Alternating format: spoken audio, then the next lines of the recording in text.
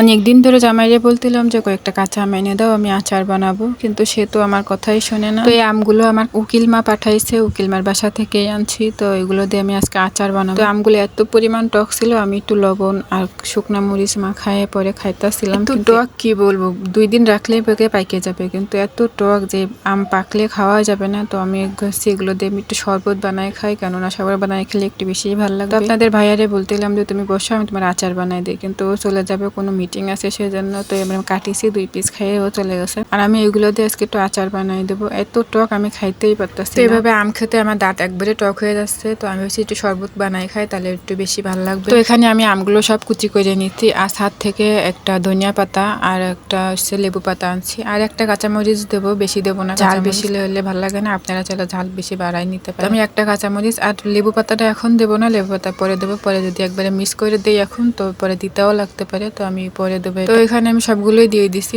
আর হচ্ছে আমি একটু বিট লবণ দেবো, আর সাথে চিনি এড করে দেবো। চিনি দিয়ে তারপরে আর যে মশলাটা আমি করছিলাম লবণ আর শুকনো মরিচ, ওইটাও দিয়ে দেবো, না এটা পরে আর খাওয়া হবে না। আর সাথে সামান্য একটু পানি দিয়ে আমি এগুলো ব্লেন্ড করে নেব। তো ব্লেন্ড করার পরে যে লেবু পাতাটা ছিল আমি ওটা ছিঁড়ে এটার ভিতরে দিয়ে দিচ্ছি, যাতে ঘিরানটা পুরোটাতে সরায় যায়। তো এই যে লেবু পাতা দিয়ে আমি একটু মাহাই 5 মিনিটের মতো, তারপরে আমি একটা গ্লাসে উঠাই নেব। মানে যে যতটুকু ঘন খেতে পছন্দ করেন সেভাবেতে উঠাই নেবেন। আমি 4 চামচের মতো নিয়েছিলাম। আর যেহেতু এখানে আমি আলাদা করে পানি এড করছি, মানে ফ্রিজের ঠান্ডা পানি, এখানে আপনি বরফও দিতে পারেন। তো বরফ আমি অত ঠান্ডা খেতে পারি না, তাই বরফ দিই। এখানে যেহেতু আলাদা পানি দিছি, সেই জন্য এই জায়গায় আবার একটু লবণ বা চিনি আপনাদের স্বাদ অনুযায়ী দিয়ে নেবেন। তো শরবতটা খেতে কিন্তু খুবই ভালো হয়েছিল, আপনারা বাসায় ট্রাই করতে পারেন এভাবে বানিয়ে খেতে। আমি যেদিন বানাইছিলাম বাইরে অনেক গরম ছিল, কিন্তু আমার ভিডিও দিতে অনেক লেট হয়ে যায়। তো খেতে কিন্তু খুবই ভালো হয়েছিল।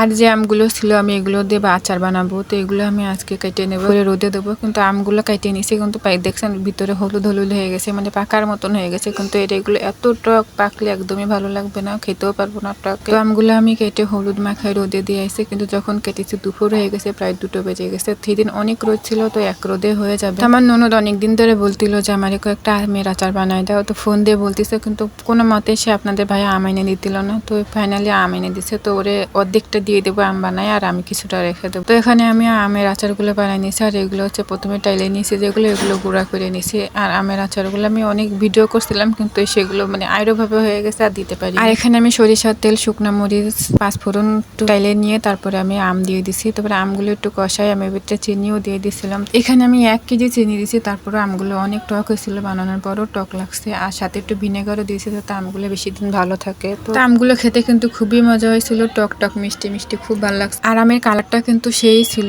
দেখতেই খেতে মন চাচ্ছিল, কিন্তু কালারটা অনেক সুন্দর হয়েছে। তো আজকের ভিডিওটা এই পর্যন্তই, সবাই ভালো থাকবেন, আল্লাহ হাফেজ।